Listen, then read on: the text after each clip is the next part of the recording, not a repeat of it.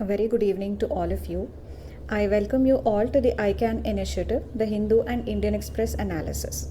We will start the day with the prelims theme of the day. And yesterday's theme, many of you have written very good answers in the comment section. So keep that going. Today's theme will again take up polity because we have not been taking up much of polity. So Parliament is one chapter in polity which is very important, and at least 3 to 4 questions will definitely come on the area related to the Parliament and its committees, its functioning and all that. So today what we'll be doing is to make a list of the committees of the Parliament, like the Public Accounts Committee, the Estimates Committee and various other committees, and what is the membership of each of these committees and what are the functions that they do. So it should be both the parliamentary standing committees as well as the ad hoc committees. Whatever it is, you will have to ensure that you make a list of all these committees of the parliament and then also understand their membership and functions. Next is the types of motions. So there are different types of motions and what do each of these motions mean. So this again is very important. There are chances of getting confused between each of these motions. So therefore you must clearly understand the difference between these motions. When are they introduced? Who can introduce them? What is the purpose of each of these motions? And the last you have to find is a type of grants. So there are so many grants, types of grants, and each of these grants and what is the procedure for availing of such grants and when is it granted by, and all of those things you will have to find out about the types of grants. So with this we will start with the first topic of the day, which is related to the healthcare issue. So on the Independence Day speech that was given by our Prime Minister Narendra Modi, in the speech he announced the launching of a national digital health mission. So anything that is related to the healthcare issue is a part of your GS2 syllabus. And when we talk of the National Digital Health Mission, let's see what this National Digital Health Mission means and what is the importance of this mission and what are the other things that India needs to focus upon to have a better healthcare facilities for the public. So first thing that this National Digital Health Mission envisages is that every citizen should have what is called as a health ID. So just like there is an Aadhaar which can identify a person uniquely, similarly every person will have a health ID. So against his health ID, every other detail about the particular person, about the patient, is going to be recorded. So what all diseases have been diagnosed, which doctors did he or she meet, what medicines were prescribed, what tests were done, and what insurance claims the person has done. Every detail related to that particular person will be entered in that database against the person's health ID. So therefore, just by mentioning the health ID, the doctors will be able to retrieve the entire information about the patient. So all the information, all the previous medical records about the person will be available to the doctors just with a click of a button, just with the help of the health ID.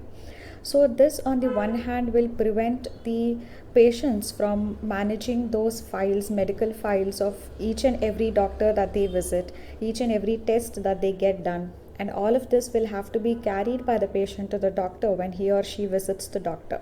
But with the help of this particular system, just by entering the health ID, all the information can be retrieved instantaneously with just the click of a mouse. So therefore, from the patient's point of view, the patient does not need to carry or maintain any of these files and then manage to take them to the doctor without fail every time he or she visits the doctor. And for the doctors, it is not a problem if some of the patients do not have their own history of medicines or diseases that they have. So doctors can get full access to all the information related to the patients with the help of the health ID. So when we talk of the origin of this particular concept, in 2017 itself, when India announced the National Health Policy, so that time also it was underlined, this policy also underlined the need for having a repository of medical information of all the citizens of India. So this was the first time when such a digital database was envisaged. Second, even the Niti Ayog had recommended that a national health ID should be created So with the creation of this national health ID, as all the data related to the patient will be held together at a single place, so there will not be medical errors also, and we will be able to deliver quality health care to the citizens. So this was a recommendation of Niti Aayog also. So try to understand what is the importance of this initiative. So whenever you are analyzing the importance of the National Digital Health Mission, you can do so by following the approach that is called as the stakeholders approach. So whenever you feel that you may miss out a few dimensions in your answers, make sure to follow the stakeholders approach. Whatever be the issue, just think of the various people who might be affected by this particular initiative. So if you cover the issue from the point of view of all of these people who are directly or indirectly affected by the measure, then you will be giving a multi-dimensional answer and you will not be missing out any points. So this is a trick to not miss out the important points, is to just think of all the people who may directly and indirectly be affected or influenced by a particular policy decision. So in this case, first will be the patients. As we already discussed, how easy it will be for the patients to just go to the doctor empty handed and not be worried about carrying so many files of medical history to the doctor. From the doctors or the hospital point of view, again for them it will be easy to just with a click of a mouse be able to analyze the entire medical history of a particular patient and then be able to recommend medications for them. So the medical errors are going to be reduced, and also doctors will not have to depend upon the patient's files to know their complete medical history. The third is the government. Even from the government's perspective, this is very helpful, because for the government also will now have access to all the people, what kind of diseases are there, what kind of medications are being proposed to the are given to the patients, and where is it that the government needs to intervene. So government will also have good analytics or data analytics, which can be used by which can be used by the government for evidence based policy making. It can be used by the government for making some specific interventions in the healthcare sector.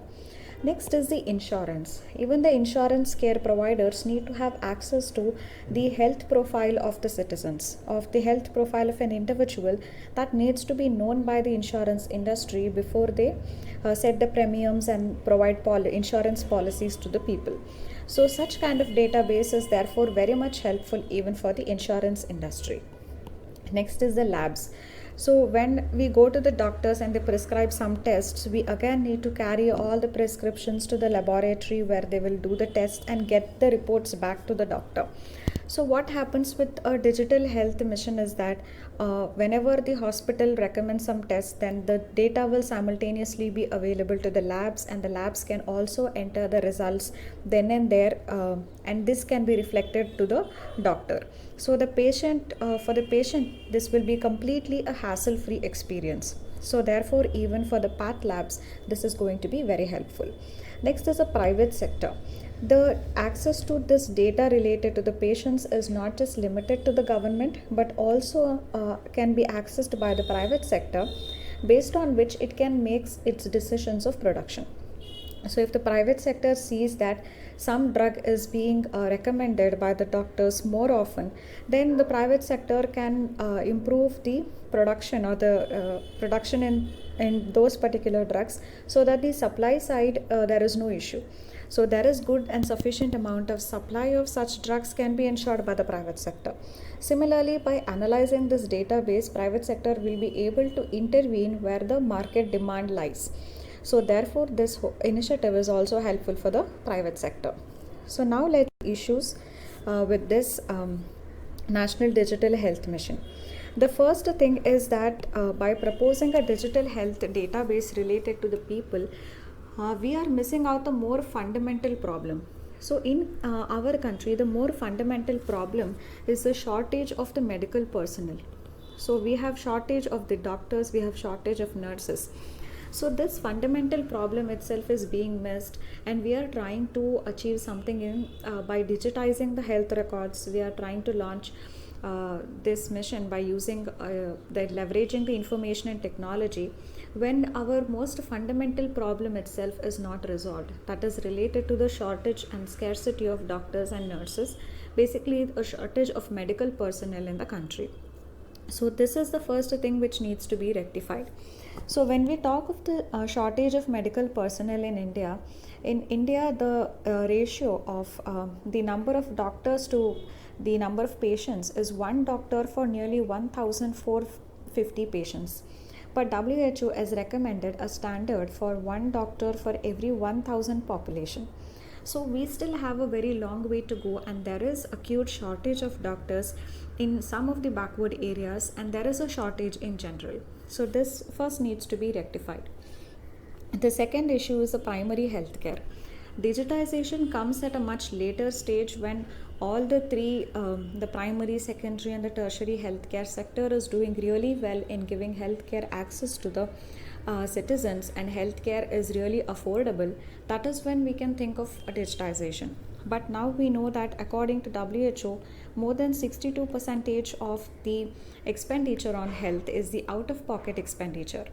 But which shows that even the primary health sector, the healthcare centers are also not very well equipped to help the citizens who are having health issues at the most primary level. But now, without improving this primary healthcare sector, without improving the primary health centers and the community health centers, we are aiming towards digitization. So rather, we need to put in more resources towards strengthening the primary healthcare system in the country. The third issue is the strained medical system. So this mission has now been launched, but then there is no clarity on who is going to digitize all these data. So when a person comes to the doctor and the doctor makes a diagnosis of particular disease in the person and then recommends some medicines to be taken, and for that writes a prescription, who is going to enter all these data in the digital format? Who is going to enter all these data in the database? So if it is the doctors themselves who will have to digitize all these data, that will be an added burden to an already overburdened, to an already strained medical system. So there is no clarity on this in the mission that has been announced. So if the doctors will themselves have to digitize this data and enter the details in the database, that will be a burdening of an already strained medical system.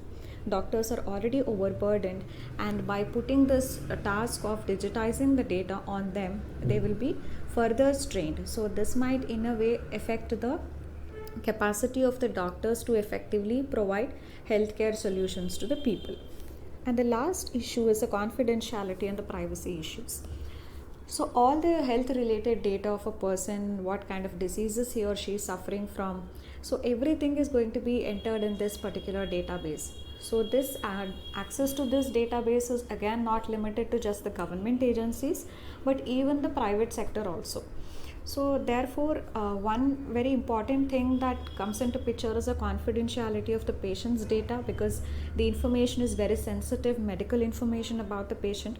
So whether this data is going to be confidential, whether privacy of these sensitive data is going to be ensured or not, this again has loopholes, particularly because the cybersecurity architecture is also not so robust that it cannot be hacked.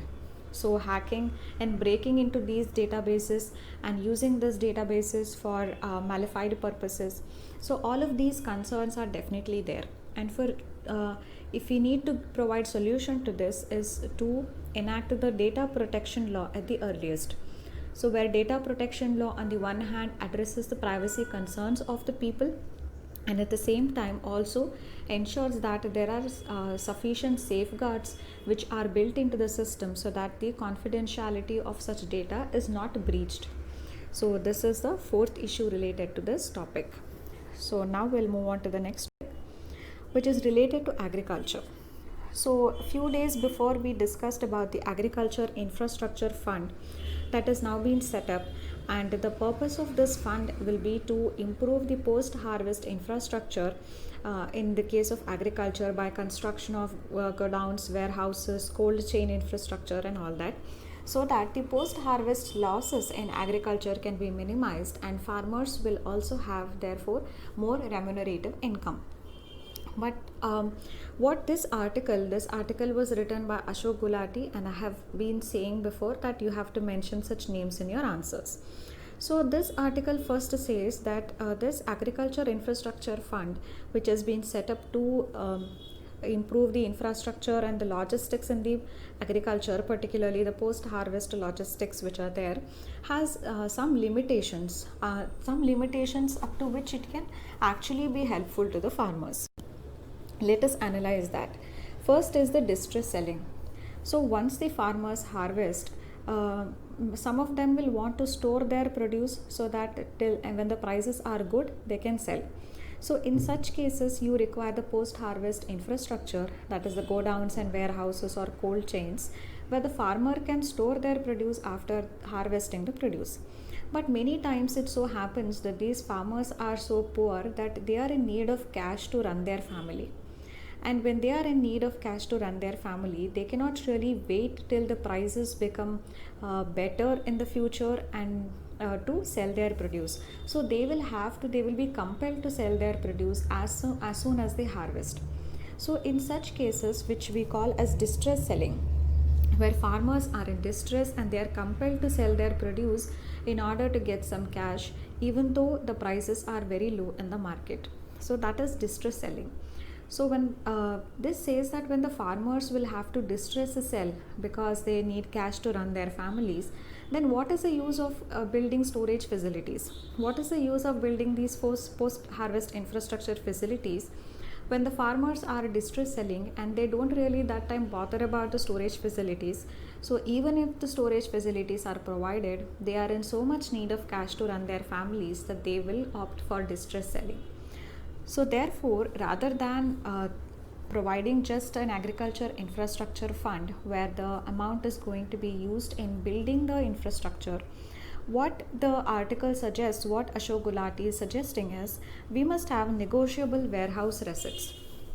That means we have these organizations like the farmer producer organizations.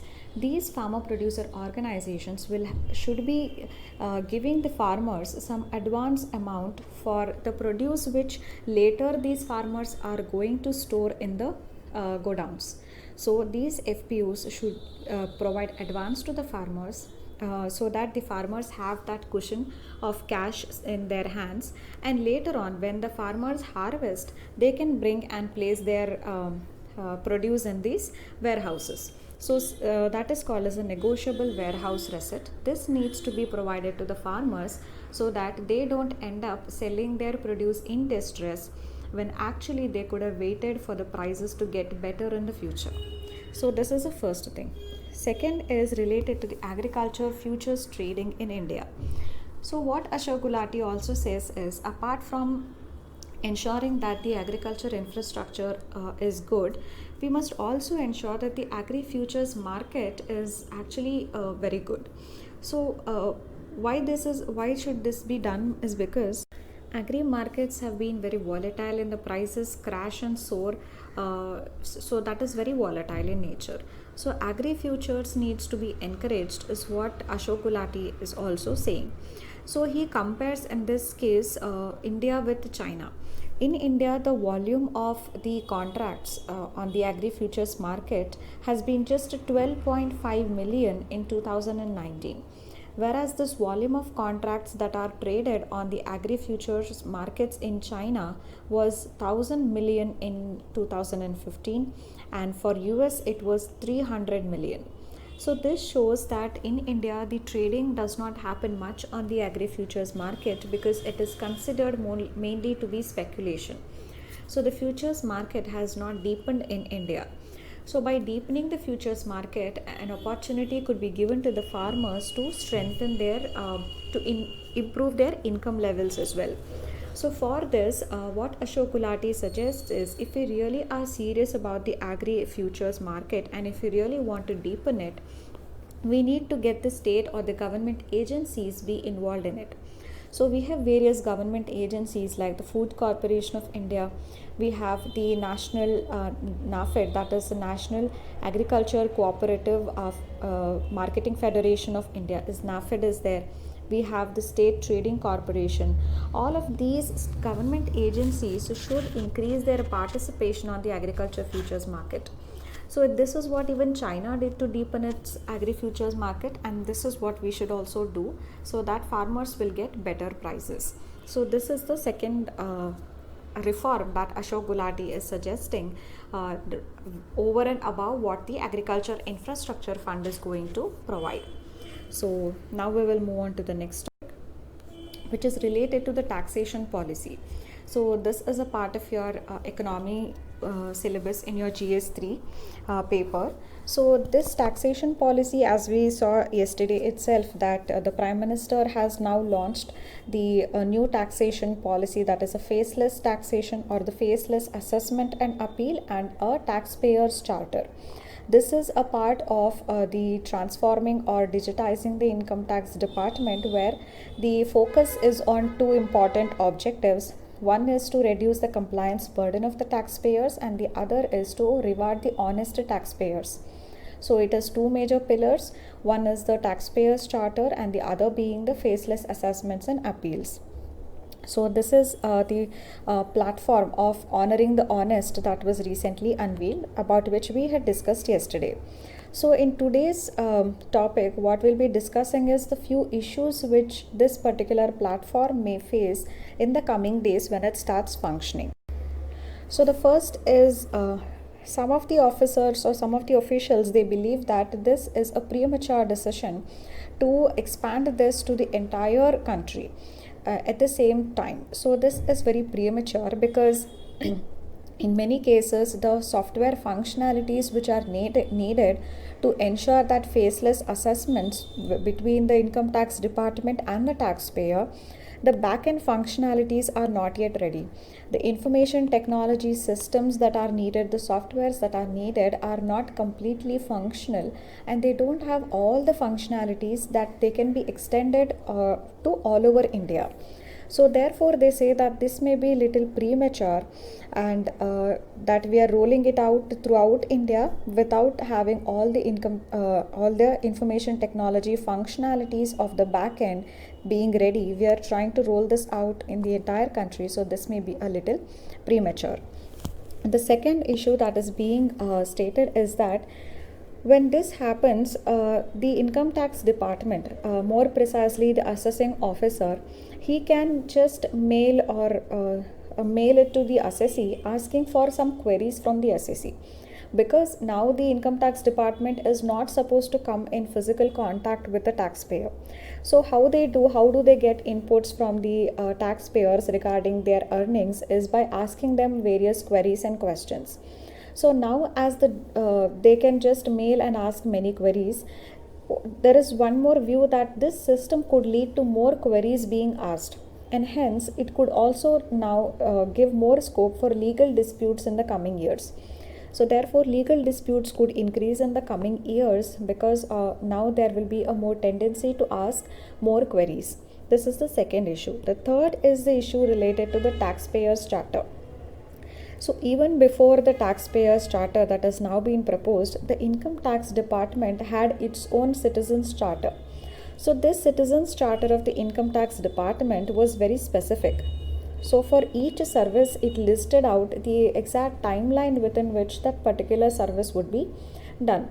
For example, if the person has already paid tax in excess and is expecting a refund from the income tax department, then issuing this refund along with the interest will have to be done within 6 months. And if 6 months if the return is filed electronically, and 9 months if the return is filled manually. So this exact specific timeline within which the refund will be given was exactly specifically mentioned in the citizens charter of the income tax department.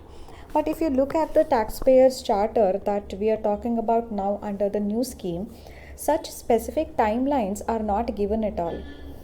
So therefore, under the earlier citizens charter of the income tax department, the rights of the people were more precise. They clearly knew that refund had to be issued to them within 6 months if they had filed the returns electronically. So their rights were more precise, and specific timelines were there in the previous charter. But now the specific timelines are not there, and there is also no mechanism to make these rights justiciable also. So therefore, this current taxpayers charter is therefore not very specific, and the earlier one was better because it came with the timelines. In fact, in 2017, OECD made a survey of 55 countries. So it was a survey done by OECD of 55 countries. Of these 55 countries, in 32 countries, they had the taxpayer rights that was defined in the law itself. So, and in the remaining 13 other countries, they had the taxpayer rights that were set out in the documents, and these documents were published by the administration. So in 32 countries they were mentioned in the law itself, and in 13 other countries they were mentioned in a document that were published by the administration. So in this case, this taxpayers charter first of all is not under any law, and also this is not giving any specific timelines within which the taxpayer can expect some services.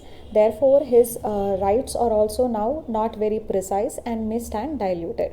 This is the third issue related to the current reform of honoring the honest taxpayers. So that is about this topic. So today there was not many topics in the newspapers because most of the articles were related to the Independence Day speeches, or which were very generic, and they did not fall under any part of the syllabus of the GS1 to GS4 papers. So they were not relevant from the exam point of view. And on contempt itself, the Prashant Bhushan case, there were again 3 to 4 articles about which we have already discussed in detail. So therefore, there were not many articles today to be discussed. So today's prelims question based on current affairs is Project Neon. So what is Project Neon? You'll have to find this out and tell in the comment section. So that's it for today. Thank you.